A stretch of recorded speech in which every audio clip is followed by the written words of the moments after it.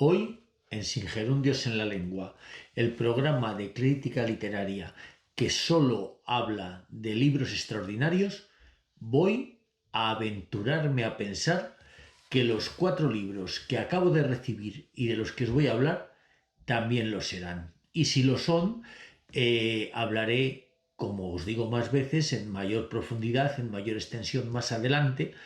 pero antes de hablaros de ellos, hoy en breve y quizá algún día en profundo, recordad suscribiros al canal, dejarme vuestros comentarios, vuestras opiniones, y a ver si así, poco a poco entre todos, vamos haciendo que esto crezca, que según me cuenta Zeus Pérez, el director de Distopías y el alma de esta empresa, la cosa no va mal. Dicho lo cual, al lío. Sin Gerundios en la Lengua, un espacio literario del crítico José Ignacio García. Os he hablado en semanas anteriores del autor de este libro, Adolfo García Ortega, y os he hablado de la colección de la belleza en el que está publicado, esa colección que dirige Gustavo Martín Garzo para la editorial leonesa Eolas que capitanea Héctor Escobar. Este libro, La belleza de lo literario, presuntamente habla de las dos orillas de un libro, la parte del escritor y la parte del lector, y cómo esas dos partes, la parte con la que contribuye el escritor a que el libro se publique y la parte con la que el lector consigue que el libro tenga vida, de alguna manera es lo que Adolfo García Ortega nos cuenta. Estoy seguro de que es tan breve como absolutamente intenso. El siguiente libro me causa muchísimo interés y yo diría que incluso impaciencia por devorarlo cuanto antes. Soy un fiel y devoto seguidor de la narrativa de Rubén Abella. Rubén Abella consiguió el año pasado el premio de la crítica de Castilla y León con la novela Dice la sangre, una novela que me parecía absolutamente extraordinaria, igual que me gustó mucho alguna de sus obras anteriores, como por ejemplo Ictus.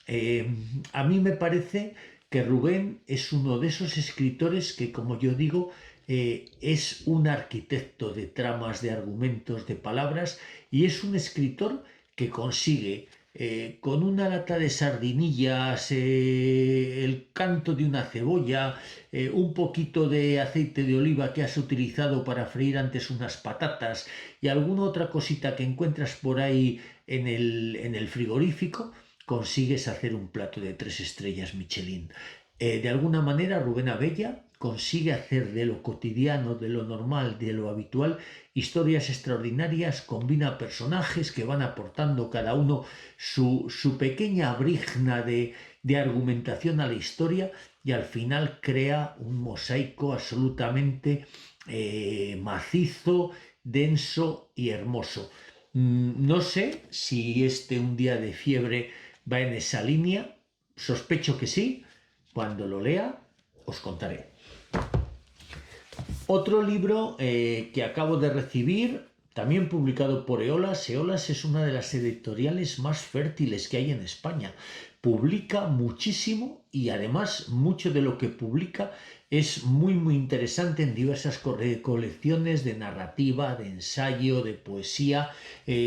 Una editorial que hay que tener muy en cuenta. Bueno, pues este libro que acabo de recibir de Olas es Páramos Negros, del escritor y juez vallisoletano Ignacio Martín Verona, un autor que a mí ya me ha llamado la atención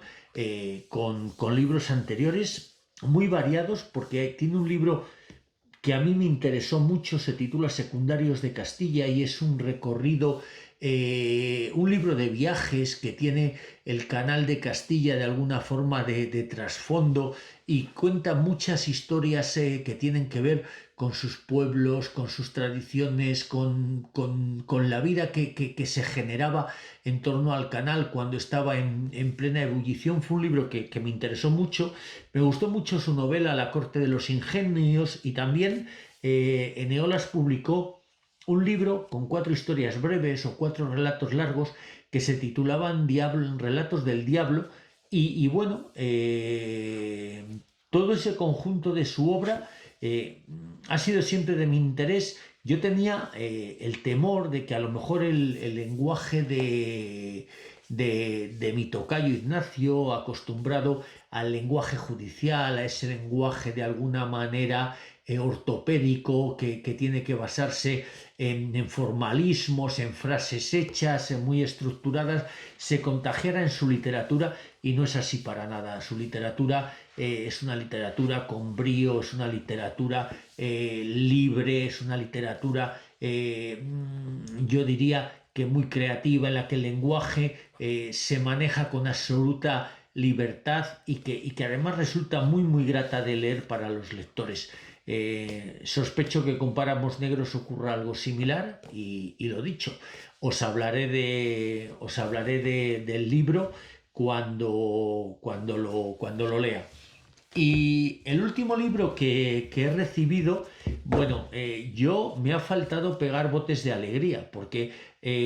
Juan Manuel Gil es uno de, si os decía que Rubén Abella o que Adolfo García Ortega eran algunas de mis debilidades literarias, Juan Manuel Gil es otra. Yo a Juan Manuel Gil lo descubrí cuando ganó con Trigo Limpio el premio Biblioteca Breve. A mí me pareció una novela absolutamente divertida, pero con un trasfondo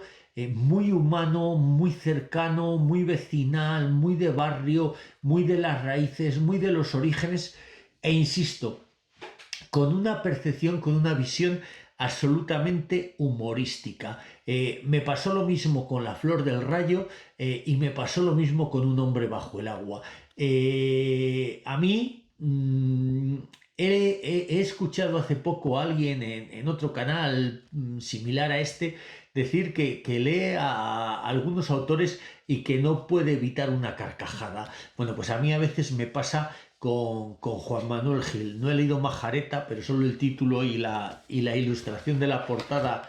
ya de alguna forma ya prometen, pero por lo que pone en la contraportada, sospecho que esos elementos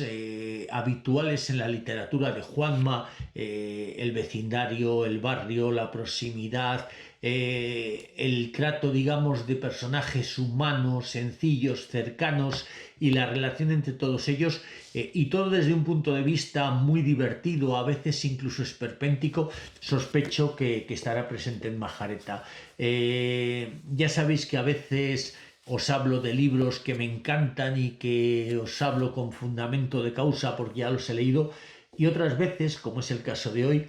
os insinúo, os sugiero libros que acabo de recibir y que sospecho que a mí me van a gustar mucho. Y ya para terminar, lo que os digo siempre, sean estos u otros libros, lo importante es que sigáis leyendo, que es genial.